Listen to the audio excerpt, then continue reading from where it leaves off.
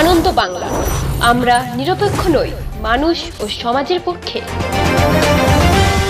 নিবেদন করছে RP club private limited এবং Leo, a large EV and solar innovation. সহ নিবেদক বারডোয়ান ইউনিটেক টেকনিক্যাল ইনস্টিটিউট, যে দেয় চাকরি ও ভবিষ্যতের গ্যারান্টি। দীর্ঘদিনের টিউবওয়েল তুলে দেওয়াকে কেন্দ্র করে তুমুল বচসা পূর্ব বর্ধমান জেলার শহর বর্ধমানের 12 নম্বর ওয়ার্ডের 10 নম্বর কলোনিতে। খবর সংগ্রহ করতে গেলে সাংবাদিকদের ছবি তুলতে আপত্তি জানানোর পাশাপাশি সাংবাদিকদের মোবাইল ভেঙে দেওয়ার হুমকি। অভিযোগের তীর 12 নম্বর ওয়ার্ডের স্থানীয় তৃণমূল নেতৃত্বের দিকে।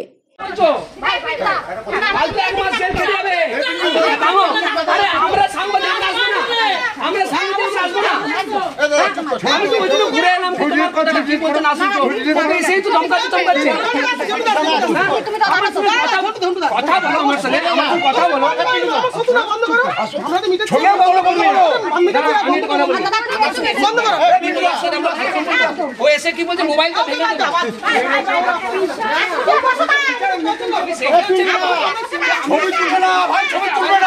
কেন আমার এইটা হচ্ছে ব্যাপার।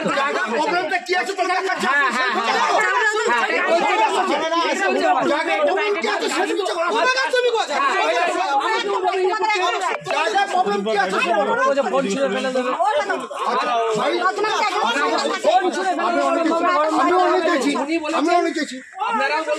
আমি সেটা মোবাইল করো ভাই, মোবাইলটা করো আমার ছবি করো না, আমার ছবি করো।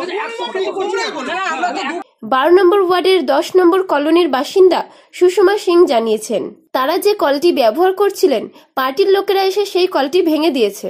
কলটা এখানে রাখতে দেবে না, ফাঁকা জায়গায় বসানো হবে। যাদের বাড়ির সামনে কলটা ছিল তাদের নাকি অসুবিধা হচ্ছে। বিগত 10 বছরে কোনো অসুবিধা হয়নি, 1 বছর হলো এখন তাদের অসুবিধা হচ্ছে। তাদের আরো অভিযোগ, এখানে যিনি কাউন্সিলর তিনি কাউন্সিলর হওয়ার পর থেকে কোনোদিনও এখানে আসেননি।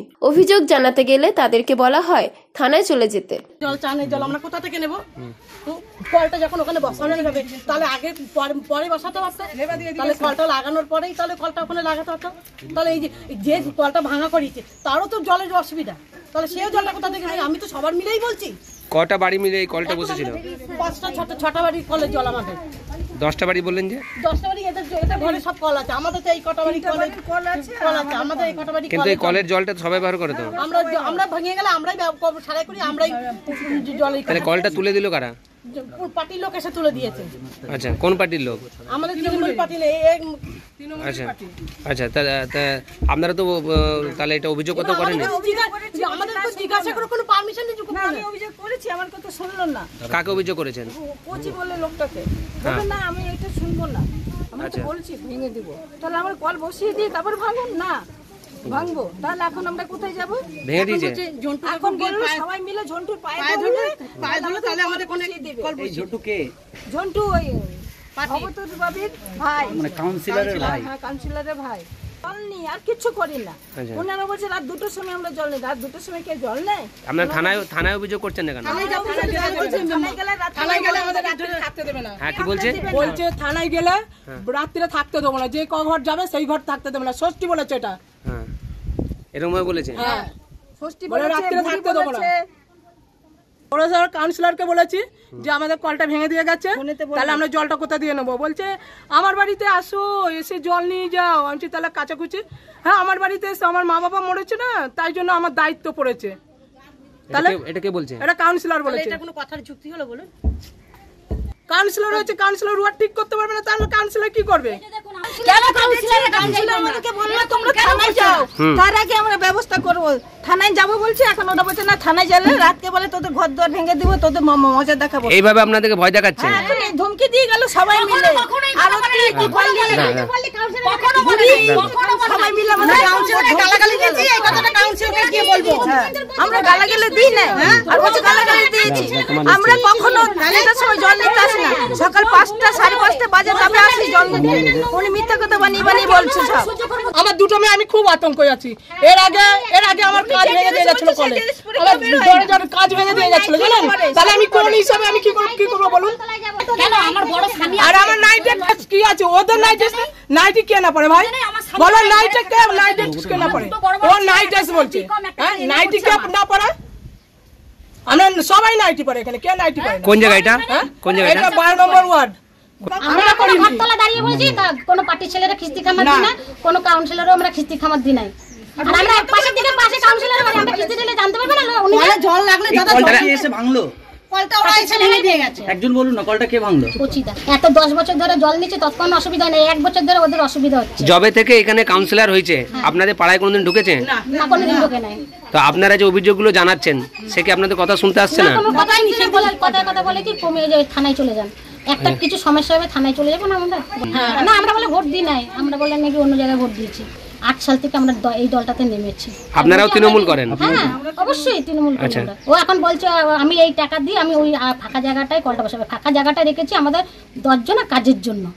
এবার যদি কলটা এখানে বসিয়ে দেয় তাহলে তো ধরেন অনেকটা জায়গা খাবে। তাহলে আপনারা অনন্ত পালের সঙ্গে রয়েছেন, সে কি কিছু করতে পারছে না? না সে তো ওদের 13 ওয়ার্ডে চলে গেছে না, 12 কিছু করতে পারছে না। কিন্তু উনি তো 12 ওয়ার্ডের বাসিন্দা তো। হ্যাঁ উনি বা এখানকার কাউন্সিলরও তো ছিলেন না বউ। হ্যাঁ উনি 13 নম্বর ওয়ার্ডে বাসে। তো উনি কি কিছুই করতে পারছেন আপনাদের হয়ে? করতে পারছে না, বলছে 13 হয়ে 12 কাজ করবো কি করে আমরা। আর বারে তাও পার্টি হয়ে খেটেছিলাম খুব, এবারে আমরা বেরোইনি। সত্যি কথা বলছি, ঘরের এত কাজকর্ম চাপ তো আমরা বেরোতে পারি না সবসময়। তারা নাকি তৃণমূলকে ভোট দেয়নি, অন্য রাজনৈতিক দলকে ভোট দিয়েছে।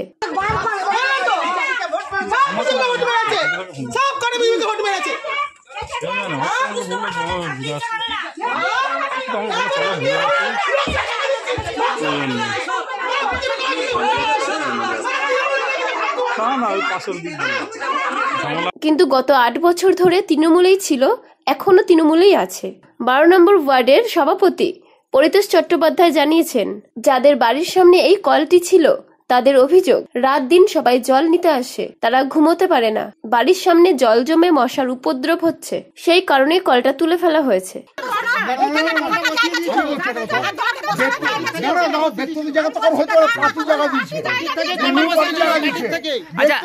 আচ্ছা আপনারাও তো তৃণমূল পার্টি করেন, ওরাও তো তৃণমূল পার্টি করে, তাহলে এই অশান্তিটা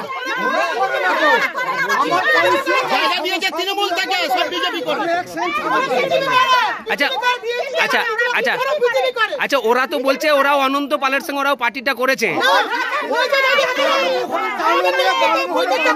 আপনারা কি চাইছেন সেটা বলুন, আপনারা কি চাইছেন? আমরা চাইছি যখন আমাদের সভাপতি পরিতোষ চক্রবর্তী আছে, যখন আমাদের কাউন্সিলর ভবদেশ চক্রবর্তী আছে, এই সভাপতি এবং কাউন্সিলর যে ডিসিশন নেবে জীবনে কালকে কল বসবে জায়গা নয়, এটা পুনর্বাসন দেয়া হয়েছে। পুনর্বাসন দেওয়ার সময় তৎকালীন সময়ে যারা ছিলেন এবং বর্তমান সভাপতিও এটা ঠিক করেছেন যে নিজের নিজের এলাকায় নিজের নিজের বাড়ির মধ্যে কল পায়খানা নিজের নিজের ভাবে করে নেওয়া উচিত। সেই মতো অনেকেই পায়খানা কল করে নিয়েছে, 2-1 জনের হয়তো নাই। যে কলটি আছে সেটা অযাচিতভাবে ব্যবহার হচ্ছে, যে ব্যবহারের ফলে যার বাড়ির সামনে আছে, যার উঠোনের সামনে আছে, তার কিন্তু বিশেষভাবে অসুবিধা হচ্ছে।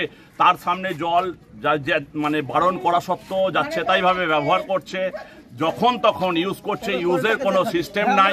ঠিক আছে, এর ফলে সে বলেছে ঠিক আছে কলটা আমার জায়গা থেকে উঠিয়ে দিয়ে, আমার বাড়ির সামনে থেকে উঠিয়ে দিয়ে, যেটা কমিউনিটি জায়গায় কোনো একটা জায়গায় বসানো হোক, সেটা আমি খরচা দেবো।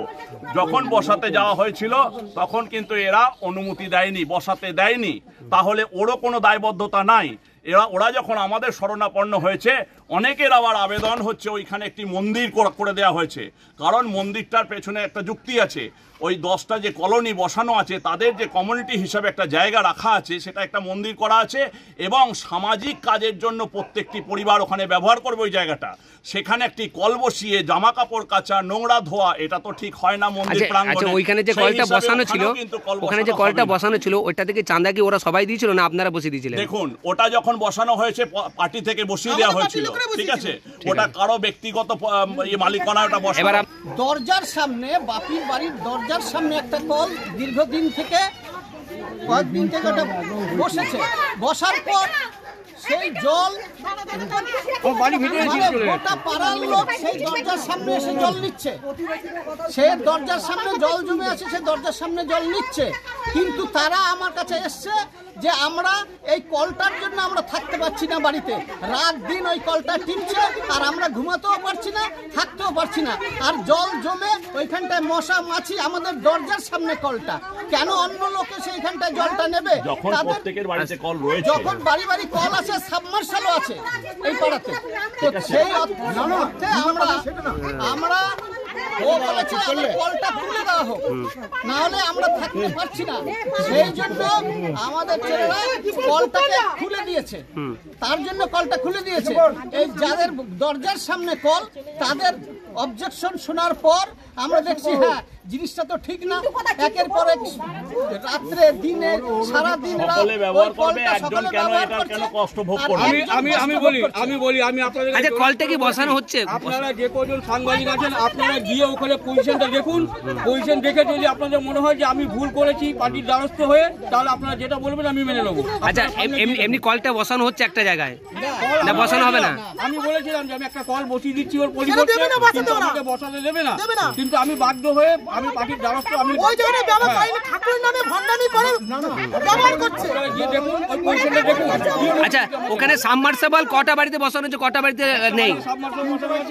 আর বাদবাকি বাড়িতে কি আছে, জল আছে? বাদবাকি বাড়িতে কি কল আছে? সবার বাড়িতে কল আছে? 3-4টে বাড়িতে কল আছে। আচ্ছা বাদবাকি বাড়িতে কল আছে, তাহলে ওরা জল কোথায় পাবে? কল বলেছিলাম আমি, কল বসাতে, আজকে বললেন মানে আপনারা কল বসিয়ে দেবেন মনে করতে? আমি মিস্ত্রি নিয়ে গেছি, যারা বসাতে যায়নি, মিস্ত্রি আবার ঘুরে গেছে।